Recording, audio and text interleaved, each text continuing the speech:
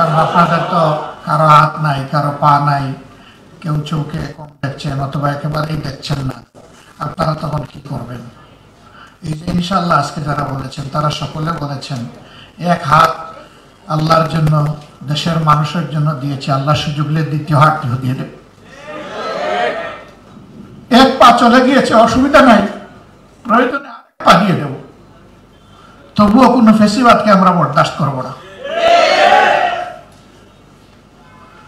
ফেসিবাদীরা মানুষ নয়, মানুষ হলে মানুষকে এইভাবে খুন করতে পারে না। আপনারা দেখছেন অনবরত তিনি বাহিনী প্রধানদেরকে হুকুম করেছিলেন, যত মানুষ খুন করে হয় আমার গদি ঠিক রাখো। কত বড় নির্দয়, কত পাষাণ হলে এইরকম নির্দেশ দেওয়া যায়।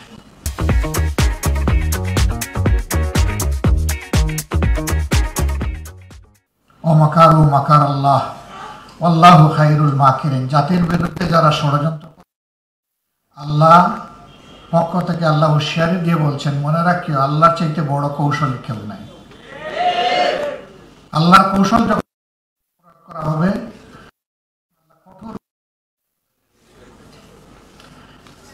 তাদের পরিণতি বাংলাদেশের মানুষ স্বচক্ষে দেখছে। কিন্তু আমাদের এই ভাই বোনেরা এখনো যন্ত্রণা বয়ে বেড়াচ্ছে। বিশেষ করে চোখের ব্যাপারটা খুবই সেন্সিটিভ। চোখ দুটো চলে গেছে এরকম লোকের সংখ্যা প্রায় 500।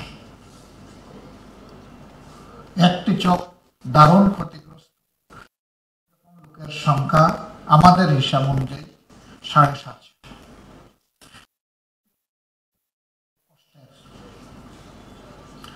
পা নাই, হাত নাই, হয়তো আর্টিফিশিয়াল লিম লাগায় কোনো সুরত আমাদের ভাইয়েরা বোনেরা চলতে পারে, কিন্তু জীবনের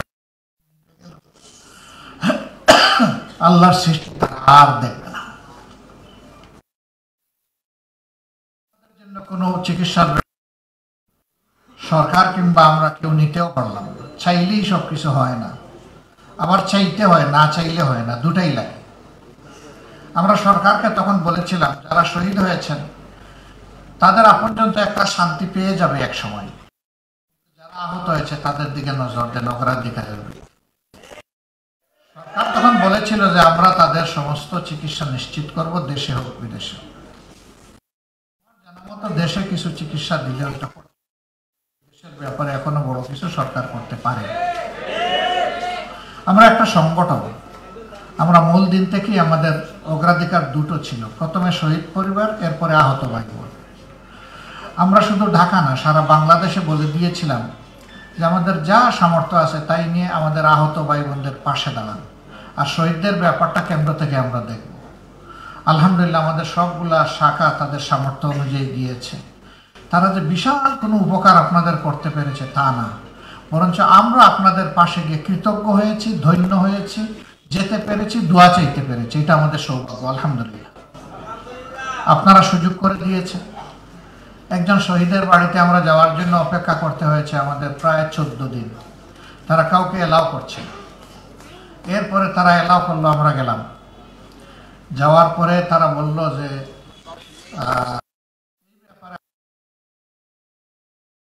আমরা কাউকে এলাও করব।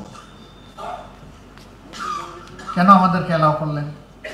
বললো যে আমরা বহু বিচার বিবেচনা করে দেখেছি যে আপনারা দুনিয়ার কোনো স্বার্থে নয়, আল্লাহর জন্য আপনারা ছুটাছুটি করছে। আমরা এও বিচার করে দেখেছি যে আপনারা ছাড়া আর কেউ নেই, সরকারও না, তাই আপনাদেরকে আমরা সবগুলা শহীদ পরিবারে আমাদের সামর্থ্য অনুযায়ী আমাদের মানবিক দায়িত্বের জায়গা থেকে চেষ্টা করেছি কিছু করার। কিন্তু এই পরিবারটি আমাদেরকে বললো যে আমাদের কোনো কিছুর প্রয়োজন নেই, আমরা এই ধরনের কিছু নিব না কারো কাছ থেকে। বললো যে আমার সন্তান তো আমার জন্য রুজি করে তার অ্যাকাউন্টে সে 24 লক্ষ টাকা রেখে গেছে। সে একজন ছাত্র, আউটসোর্সিং করতো, এই টাকা সে জমিয়েছে। তার টাকা দিয়ে এখন আমি আমার স্ত্রী দুইজন ইনশাল্লাহ আগামীকালকেই আমরা উমরায় যাচ্ছি। আমাদের প্রয়োজন নেই টাকার। এই টাকা দিয়ে যারা কষ্টে আছে তাদেরকে আপনারা সহযোগিতা করেন। তাদের এই আচরণ আমাদেরকে খুবই মুগ্ধ করেছে। ছেলেটার নামও মুগ্ধ। আল্লাহু আকবার। আবু সাইদের বাড়িতে গিয়েছিলাম, এটাও ঠিক যে আমাদের আগে কেউ যায়নি। সেখানে যাওয়ার পরে তার মা বাপের মুখ দেখার সুযোগ আমাদের হয়েছে। একটা অতি গরিব ফ্যামিলি, একটাই সন্তান, তাদের উচ্চশিক্ষার একটু সুযোগ। কেউ, আমার ধারণা, আমি জিজ্ঞেস করি নাই লজ্জায়, তাদের এর নিচে সবার অবস্থা। ছেলেটা গোটা দুনিয়াকে কাঁপায় দিল, সাহসিকতার সাথে দিল।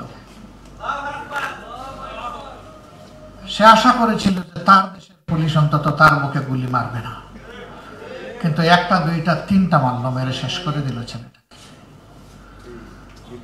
এই ছেলের জন্য জাতি গর্বিত এবং আমরা কৃতজ্ঞ।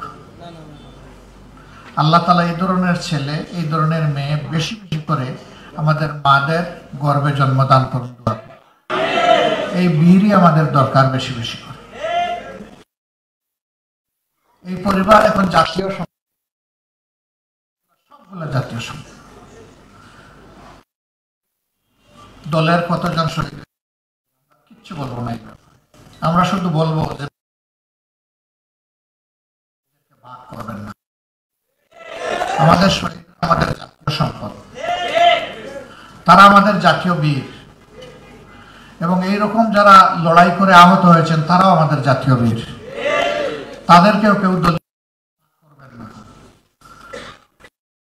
আমাদের সকলের কর্তব্য, আর আমরা তাদের কাছে ঋণী, এটা যেন সবসময় আমাদের মনে থাকে।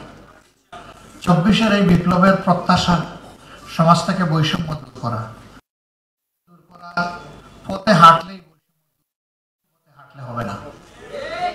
আপনি মক্কায় যাবেন হজ করার জন্য, মস্কোর প্লেনে উঠে বসলে মক্কা আপনার দেখা হবে না। আপনাকে মক্কার প্লেন ধরতে হবে, জেদ্দার প্লেন ধরতে হবে, মদিনার প্লেন ধরতে হবে যদি আপনি সেখানে যেতে চান। আপনি মুক্তি চাইলেন, আর মুক্তি পাবেন এটা আপনি কল্পনা করলে বোকার স্বর্গে বাস। যিনি স্রষ্টা দিয়েছেন মুক্তি কেবল সেই আইনে, অন্য কোনো জায়গায় নেই। এর জন্য জামাতে ইসলামে লড়াই করে। অন্যরা কি জন্য লড়াই করেন তারা বলতে পারবেন, তবে তাদের সাথে একান্ত আলোচনায় অনেকে বলেন যে ভাই, আমি যদি না থাকি আমার দল দিয়ে কি হবে?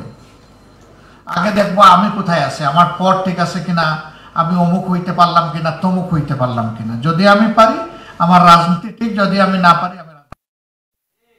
আর জামাতে ইসলামের বক্তব্য ক্ষেত্রে জীবনেও যদি আমরা ক্ষমতায় না যাই, কোনোবারের জন্য একজন এমপিও যদি আমাদের নির্বাচিত না হয়, একজন মন্ত্রীও যদি আমরা ভবিষ্যতে না পাই, এই জন্যে আদালতে আখেরাতে আমাদের নাজাত আটকা পড়বে না। আমাদের নাজাত আটকা পড়বে আল্লাহ যে বিবেক দিয়েছেন সেই বিবেক অনুযায়ী মানুষকে যদি সম্মান করতে না পারি, মানুষকে যদি ভালোবাসতে না পারি, তাহলে আমাদের নাজাত আটকা পড়ে যাবে। আমরা আমাদের সহকর্মীদেরকে একটাই কথা বলি, মানুষকে বেশি করে সম্মান করো এবং মানুষকে বেশি করে ভালোবাসো। এই ভালোবাসা এবং সম্মানের জায়গাটা আমরা ধরে রাখতে চাই। আপনারা আমাদের জন্য দোয়া করবেন। আপনাদের সাথে আমরা সরকার নই, তারপরে দুইটা দেশকে আমরা অনুরোধ করেছিলাম যে কিছু উন্নত চিকিৎসা ব্যবস্থা করো। সরকার বলবে তার জায়গা থেকে, আমরা বলতেছি আমাদের অনুরোধে একটা দেশ থেকে তাদের টিম পাঠিয়েছিল, তারা মাসখানেক এখানে পুরো একটা টিম 1 মাস তারা সার্ভিস দিয়ে ব্যাক করেছে, আমরা তাদের কাছে কৃতজ্ঞ। আরেকটা দেশকে আমরা বলেছি আমাদের এই 2 সেক্টর, আমাদের চোখ হারা ভাই বোন আর হারা ভাই বোন, এদের জন্য তোমরা একটু করো। দিয়েছে, সরকারকে বলেছি সরকার প্রধান যেন তাদের প্রধানকে একটু ফোন করে এই ব্যাপারে একটু কিছু বলেন। তিনি বললেই বাকি কাজটা সহজ হয়ে যাবে এবং তারা এখন মানসিকভাবে প্রস্তুত। কিন্তু রাষ্ট্রের একটা নিয়ম কানুন আছে, এটা রাষ্ট্রকেই করতে হবে। আমরা ইনশাল্লাহ এই ক্ষেত্রে সর্বাত্মক, যদি আমাদের আহত পঙ্গু ভাইদেরকে যত বেশি কষ্টের মধ্যে আছে, তাকে যদি উন্নত দেশগুলোতে সেখানে হসপিটালে না রেখে যদি বাইরেও রাখতে হয়, আমরা কথা দিচ্ছি আমরা ভিক্ষা করে হলেও সেইখানে তাদেরকে রাখার ব্যবস্থা করবো ইনশাআল্লাহ। আমরা তাদের পাশে থাকব এবং থাকতে পারলেই আমরা মনে করব যে আল্লাহ আমাদের প্রতি রহমশীল আছে। আমরা বেদরদি, আমরা নির্দয় হতে চাই না। আল্লাহ যেন আমাদের অন্তরটাকে মানুষের প্রতি ভালোবাসা দিয়ে পরিপূর্ণ করে দেন। এখানে রাফসান নামের একটা ছেলে নিয়ে তার মা হাজির হয়েছিলেন। মা তো তিনি কথাই বলতে পারলেন না, তার এই শিশুর কথা চিন্তা করে। সম্ভবত আমি জানলাম যে শরীয়তপুরে তাদের বাড়ি, কোথায় তারা থাকেন আমি খোঁজখবর নেব ইনশাআল্লাহ। আমি জানি না এই মায়ের কয়টা সন্তান আছে। তো এই যে শিশু, বয়স বোধহয় 2.5-3 বছর হবে, এর বেশি হবে না। মায়ের কোলে যা দেখলাম, এও আমাদের জাতীয় বীর। সব বীরকে আমরা কুলে নিতে পারবো না, আমরা আমাদের হৃদয়ের কুলে সবাইকে ধারণ করি। আর এই ছেলেটা যদি তার মা বাপ আমাদেরকে সুযোগ দেন, তাহলে সে বড় হওয়া পর্যন্ত তার বাকি চিকিৎসা এবং তার শিক্ষা সকল মজলুমের প্রতীক হিসাবে আমরা একটু খেদমত করতে চাই, এই দায়িত্ব নিতে চাই। যদি তার মা বাপ আমাদেরকে এই সুযোগ দেন, আর না দিলে আমাদের করার কিছু নেই। এটা আমরা একটা দরখাস্ত ওনাদের কাছে দিয়ে রাখলাম। আমরা আশা করি তারা এটা বিবেচনায় নেবেন ইনশাআল্লাহ। আমরা বিভিন্ন জায়গায় গিয়েছি শহীদ পরিবারগুলোতে। এই যে আপনারা জানেন সুমাইয়া নামে একজন বোন আমাদের শহীদ হয়েছে, তার বাচ্চা সুবাইয়া, তাকে দেখতে গিয়েছিলাম। তখন কয়েক মাসের শিশু সে কেবল, তো ওকে খুলে আমরা নিতে পেরেছিলাম। আমরা সবার পারি নাই, বলেছিলাম যে এই শিশু এখন আমাদের শিশু। এই শিশুকে নেওয়ার জন্য অনেক শিল্পপতি তারা চেয়েছেন যে তাদের মেয়ে বানিয়ে নেবেন। এরা জবাব দিয়েছে সর্বপ্রথম যাদেরকে এই শিশুর দায়িত্ব আমরা দিয়েছি তারাই আমাদের জন্য যথেষ্ট। মানে তারা জামাতে ইসলামের হাত থেকে এটা নিয়ে অন্য কারো হাতে দিয়ে তারা আমাদেরকে কৃতজ্ঞ করেছেন। আলহামদুলিল্লাহ, আল্লাহ তাদের মর্যাদা অনেক বাড়ায় দেয়। রাজশাহীতে একটা ভাই, তিনি শহীদ হয়েছেন, তিনি রিক্সা চালাতেন। তো তার পরিবারে গিয়েছিলাম, তার ভাইয়েরা, তার মা এবং শহীদের স্ত্রী তারা এসেছিলেন। তো আমি ওই মেয়ে বলেছিলাম, মা তুমি কেমন আছো? তো মেয়েটা কেঁদে দিল, কেঁদে দিয়ে বললো আলহামদুলিল্লাহ আমি তো ভালো আছি, কিন্তু আমার গর্বের সন্তানের কি হবে, আমি তো 6 মাসের অন্তঃসত্ত্বা। ভীষণ খারাপ লেগেছে যে আমরা তো গরিব হলেও 4টা ভাত খেয়ে চলছিলাম, আমি চলে গেল, আমি বিধবা হলাম, কিন্তু আমার এই সন্তানের কি হবে? আমরা তাকেও বলেছিলাম যে আলহামদুলিল্লাহ তোমার সন্তান এখন থেকে জাতীয় সন্তান, আর আমরা যা খাবো তোমার সন্তানও থাকাবে, তোমার পরিবারও থাকাবে ইনশাল্লাহ। সেই মাস থেকে আলহামদুলিল্লাহ আমরা আছি, আমরা থাকবো ইনশাল্লাহ, থাকবো। আমরা এরকম আরো কিছু পরিবারে গিয়েছি এবং তারা আমাদেরকে এই সুযোগটা দিয়েছেন, আমরা তাদের কাছে কৃতজ্ঞ। আমরা যদি 24,000 ফ্যামিলি যারা আহত হয়েছেন সবার কাছে এরকম দায়িত্ব নিয়ে যেতে পারতাম, আল্লাহর সেজদায় পড়ে যে কত না শুকরিয়া আদায় করতাম। তবে হ্যাঁ, আল্লাহর ভান্ডারে কোনো কমতি নাই। আমরা চাই আমাদের হাতটা আল্লাহ যেন তার মেহেরবানি দিয়ে লম্বা করে দেন, আপনারা দোয়া করবেন। আমরা এভাবেই থাকতে চাচ্ছি সবার সাথে। আমরা এই দেশটাকে একটা ভালোবাসার দেশ, একটা বরকতময় দেশ, একটা মর্যাদার দেশ হিসেবে আমরা গড়ে তুলতে চাই। এই জন্য শিক্ষার জায়গাটায় আমরা ইনশাল্লাহ সবার আগে হাত দিব, যদি আল্লাহ কোনোদিন আমাদেরকে সুযোগ দেন। শিক্ষা যে জাতির ঠিক হয়েছে সেই জাতি ঠিক, সেই জাতি মর্যাদার জাতি, সেই জাতি বিশ্বে মাথা উঁচু করে দাঁড়াতে পারে। আর শিক্ষা যাদের এলোমেলো, শিক্ষায় কোনো দিক নির্দেশনা নাই, কোনো উদ্দেশ্য নাই, উদ্দেশ্যহীন ভেলার মতো সাগরে বাসে, ওই দেশ এবং জাতি কখনো মাথা উঁচু করে দাঁড়াতে পারে।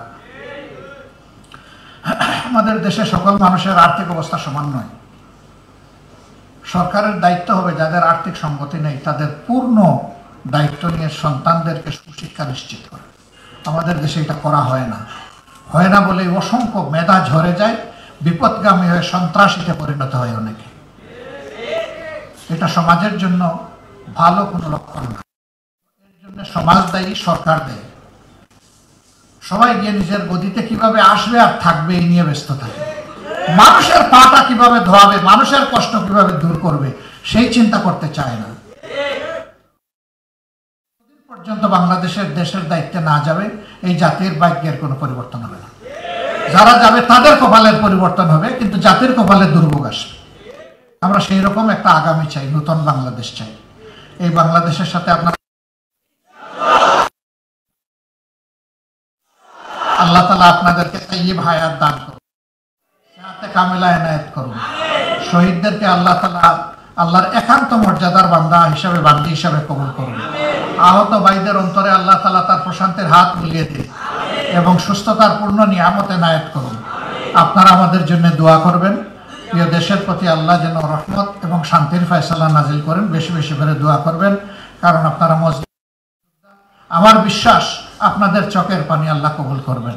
সবাইকে শুকরিয়া, এখানে কষ্ট করে আপনারা এসেছেন। আসসালামু আলাইকুম ওয়া রাহমাতুল্লাহি ওয়া বারাকাতুহু।